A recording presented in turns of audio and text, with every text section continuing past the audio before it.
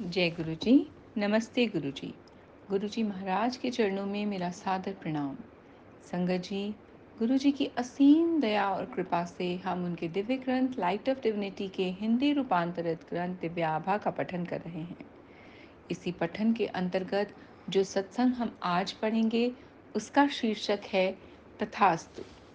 मैं सर्व विद्यमान और निराकार सृष्टिकर्ता में विश्वास करती थी। मुझे लगता था कि वे मुझे सदा देख और सुन रहे हैं। एक दिन मैंने उनको मनुष्य रूप में देखने की कल्पना करी और वे मेरे सम्मुख उपस्थित हो गए। मुझे कमर के नीचे अत्यंत पीड़ा रहती थी। कोई औषधि काम नहीं कर रही थी। फिर मुझे गुरुजी के बारे में पता चला जो सबके कष्ट दूर कर देते थे। मुझे संशय अवश्य था, किंतु उपचार की आशा लिए मैं उनके पास पहुंच गई। मेरे 7 वर्षीय पुत्र के गलतुंतिका में पस भरा रहता था और प्रति 15 दिन में उसे ज्वर आ जाता था।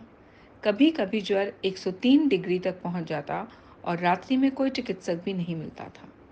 मेरे पुत्र को एक प्रतिजैविक औषधि छोड़कर कोई भी अन्य औषधि नहीं दे सकते थे, क्योंकि उससे उसके शरीर पर दुष्प्रभाव हो जाते थे।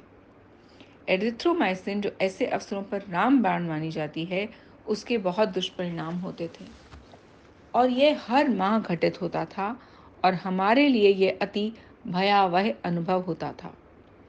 उन दिनों 1996 में भक्त अपने कष्ट गुरुजी को व्यक्त कर सकते थे।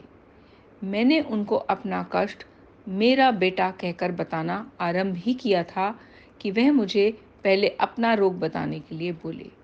साहस बटोरकर मैंने उन्हें अपने पैरों में हो रही पीड़ा के बारे में बताया और गुरुजी ने मात्र "हुन नहीं होगा" कहा।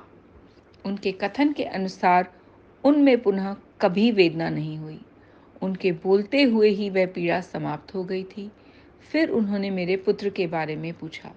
मैंने उसे विस्तार में न बताकर केवल इतना ही कहा कि उसके गले में सूजन है। उन्होंने उसे आशीर्वाद दिया और उसके गले में ओम का चिन्ह लटकाने और परिवार में चावल नहीं खाने के लिए कहा। मेरे मन में तुरंत विचार आया कि 7 वर्ष का छोटा बच्चा गले में स्वर्ण की जंजीर कैसे संभाल पाएगा।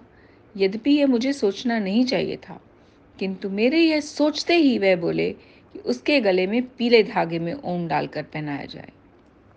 गुरुजी भविष्य देख सकते हैं, अपनी इच्छा अनुसार दुर्घटनाएं रोक सकते हैं।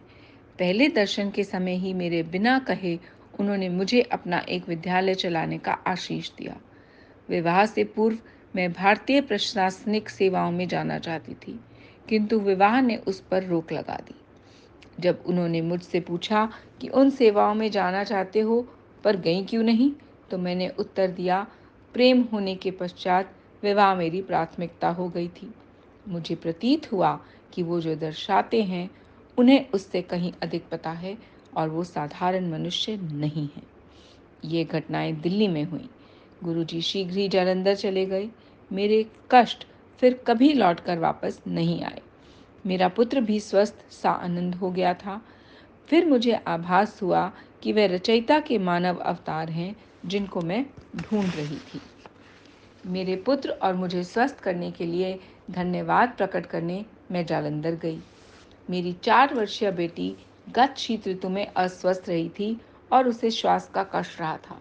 ये जानते हुए कि अस्थमा या श्वसन शोथ कितना बुरा हो सकता है, मैं उसके बारे में चिंतित थी। मैं गुरुजी के साथ बरामदे में बैठी हुई थी और थोड़ी देर में वह उनके चरणों के निकट सी हो गई, क्योंकि मैं उससे उनके कष्ट बोलने का साहस नहीं जुटा पा रही थी। मैंने उनसे मन ही मन विनती करी। मेरे मन में ये विचार आते ही उन्होंने अपना पैर उस नन्ही पीठ पर रख दिया। उनका उत्तर समझते हुए मेरे मन में आया कि अब इसे कभी तीव्र औषधियों की आवश्यकता नहीं पड़ेगी। उस दिन से मेरी बेटी को कोई श्वास संबंधित रोग नहीं हुआ है। प्रसाद की उत्पत्ति। पुराने अनुयायियों ने मुझे बताया था कि गुरुजी अपने हाथ में सचखंड दिव्य प्रसाद प्रकट करते हैं। मुझे क्या पता था कि वे एक दिन मुझे भी प्रसाद ला देंगे। उन्होंने मुझे अपने पास बुलाया और अपना हाथ बढ़ाकर बोले, ले। उनके हाथ में कप के आकार का एक अति सुंदर मिश्री से भरा हुआ प्रसाद था, जिसके मध्य में एक और प्रसाद था। मेरे पिता हृदय रोगी थे, जिन्हें गुरुजी से मिलने से पूर्व 2 दिल के दौरे पड़ चुके थे। जब मैंने गुरुजी को उनके रोग से अवगत कराया तो वे बोले, मैं चिंता ना करूं।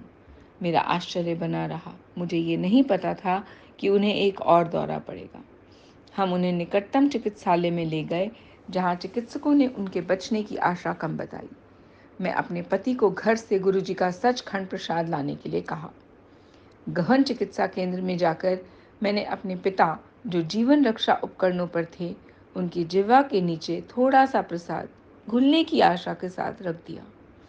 उसके आधे घंटे के पश्चात ईसीजी के अनुसार उन्हें केवल अपच की समस्या थी।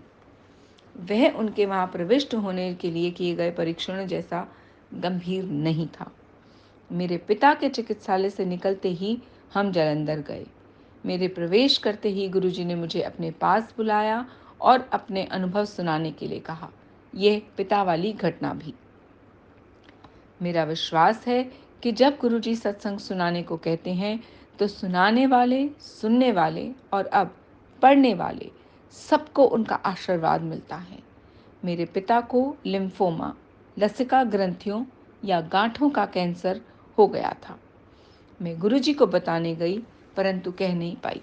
मैंने सुना था कि भक्तों के कष्टों को दूर करने के लिए वो कष्ट अपने ऊपर अंतरित कर लेते हैं, और उस दिन वो कष्ट में लग रहे थे। मैं उनसे कुछ कहे बिना ही लौट आई। 1 सप्ताह के बाद गुरुजी ने कहा उन्होंने मेरे पिता को कैंसर से मुक्त कर दिया था। यद्यपि मुझे पता था कि वे मन के विचारों को जान जाते हैं, मैं स्तब्ध थी। पुनः किए गए परीक्षण इसका प्रमाण थे और उन्होंने चिकित्सकों को उलझा दिया था। माँ उनकी अनुयायी बनी। मेरी माँ मधुमेह से पीड़ित थी। उनकी काया स्थूल थी और ना वे अपने भोजन का, ना ही अपनी औषधियों का ध्यान रखती थी। एक दिन उनका रक्तचाप 200 तक पहुंच गया और उन्हें शैया पर पूर्ण विश्राम करने के लिए कहा गया। जब मैंने इसका उल्लेख गुरुजी से किया तो वे बोले, मैं चिंता ना करूं, एक दिन वे दिखा देंगे कि वे कौन हैं। वर्ष बीत गए हैं और वो स्वस्थ सा आनंद रही, अपने नित्य के इंसुलिन के बिना। एक दिन गुरुजी ने कहा कि उन्होंने मेरी माँ की रक्षा करी है।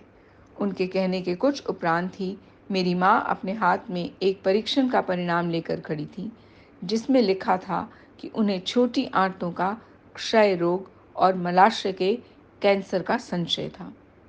उनके पांव तले मानो जमीन खिसक गई और वो भागी हुई गुरुजी के आशीर्वाद के लिए आई। उस समय गुरुजी को अपनी व्यथा बताना निषेध था, अतः वह लंगर और प्रसाद लेकर वापस चली गई।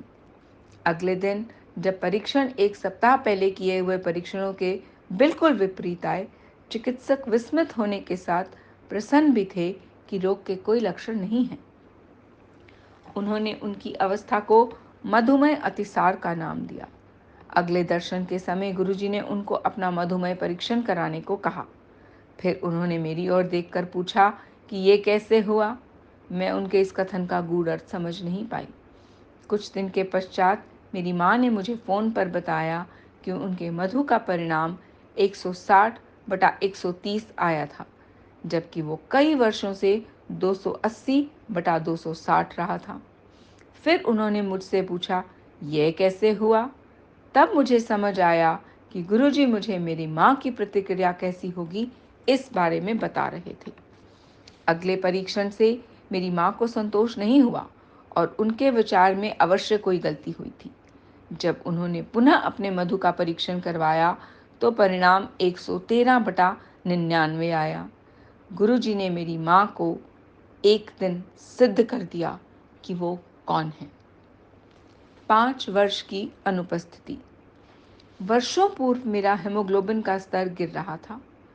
एक दिन गुरुजी ने कहा कि यदि मुझे उस रोग का ज्ञान हो गया तो जो मुझे है, तो मैं अपने स्थान पर खड़ी नहीं रह पाऊंगी। मुझ में उनसे पूछने का साहस नहीं था, क्योंकि मुझे ज्ञात था कि वे हर रोग का हरण कर सकते हैं। मैंने उनसे मुझे रोग मुक्त करने की विनती करी। मेरे पति और मुझे 5 वर्ष के लिए उनसे मिलने या उनका चित्र देखने को भी मना कर दिया गया। हमें ये बात किसी को बतानी नहीं थी। 5 वर्ष व्यतीत हो गए। जीवन में हम उत्तरोत्तर प्रगति करते रहे, किंतु उनकी अनुपस्थिति का सदा अभाव बना रहा। एक दिन मैंने उनसे उनके चित्र के लिए प्रार्थना करी, जो स्वयं ही मेरे पास पहुंच जाए, क्योंकि मैं उसके लिए किसी को बोलना नहीं चाहती थी। उनका चित्र उस अकेली पत्रिका में जो मेरे पति मंगवाते थे आया। बाद में मुझे बताया गया कि वह संयोग नहीं था। कुछ दिन के पश्चात मुझे अपना दम घुटते हुए लगा। हर सांस लेने में अत्यंत कठिनाई हो रही थी। मैं अपने पति और माता पिता को फोन कर कर केवल इतना कह पाई कि मुझसे सांस नहीं लिया जा रहा है। मेरा बेटा ऑक्सीजन का सिलेंडर लेने चिकित्सालय भागा। मेरी बेटी ने पड़ोसियों को बुलाया। सबको चिंता थी। अकेले में मैंने उनके चित्र के समक्ष उनको कहा कि मुझे सांस लेने में कठिनाई हो रही है। तुरंत ही मुझे अपनी गर्दन के पीछे सर और मेरुदंड में अनूठी संवेदना हुई और सांस आने लगा, परंतु मेरे पैरों में कोई जान नहीं थी। गुरुजी ने एक बार मुझे बताया था कि यदि उनके चित्र के समक्ष कुछ भी कहें तो वो सुनते हैं। मुझे एक निकट के चिकित्सालय में ले जाया गया। गहन सेवा केंद्र में अकेले लेटे हुए जब मेरे मुंह पर ऑक्सीजन लगी हुई थी, मुझे ऐसा प्रतीत हुआ कि मेरा अंत निकट ही है। मेरे मन में विचार आया कि मेरे पति, सगे संबंधियों में से कोई भी मेरी सहायता नहीं कर पाया था, लेकिन गुरुजी ने तुरंत मेरी पुकार सुनी थी। कोई भी मुझे पुनर्जीवन नहीं दे पाया था, केवल गुरुजी ही थे जिन्होंने मुझ पर कृपा करी थी। निश्चित रूप से वो ईश्वर के दूत हैं और मेरे लिए उसके अवतार हैं। अविश्वसनीय किंतु सत्य है, जब असंभव भी आपके सामने संभव हो जाए। इससे और भी अधिक आश्चर्यचकित करने वाली घटना तब हुई जब वर्षों पश्चात मैं उनके सम्मुख खड़ी थी और उन्होंने वही शब्द जो मेरे मन में उस समय आए थे दोहराते हुए कहा कि उन्होंने मुझे नवजीवन प्रदान किया है और मैं सदा सुखी प्रसन्न रहूं।